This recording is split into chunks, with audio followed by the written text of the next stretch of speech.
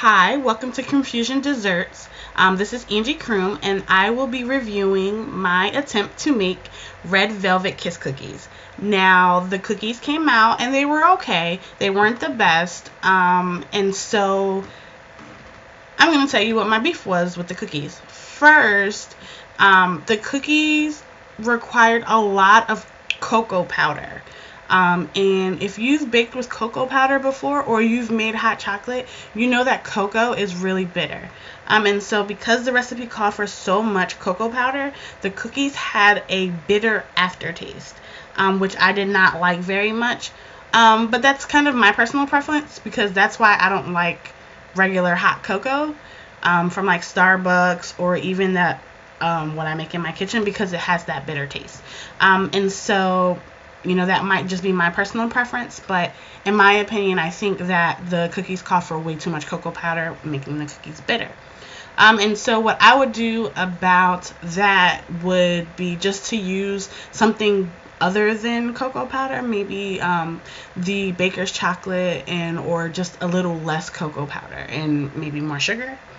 But the other complaint that I had was they were supposed to be red velvet, and they didn't come out red at all. They were brown because of all the cocoa powder that was in it. So it really didn't matter how much food coloring I put in there, short of putting in the whole little tube thing of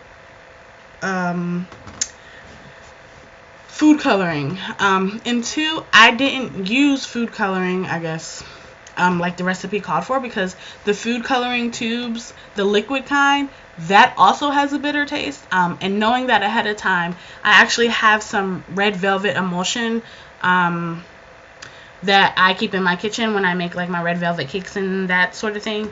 And so I have that, and it is blood red and very strong. It's stronger than the food coloring dye would be, and it still wasn't able to turn my cookies that red color that the recipe that I found on Pinterest said that it did. And so I was a little disappointed that my cookies didn't come out the rich red color that I was hoping for. They came out brown, but they were still pretty. I added some white chocolate drizzle on top before I placed my Hershey Hug. I didn't use Hershey Kisses, I used Hugs because, again, they were prettier. They're more aesthetically pleasing. They're white chocolate with brown, with milk chocolate swirls, as you all know, with Hugs. And so the cookies came out really pretty. They were pretty, but they didn't taste as pretty as they looked. But my kids seemed to enjoy them, and we ate them anyway. And so that would be my critique of the Red Velvet Kiss cookies that I created. Thank you.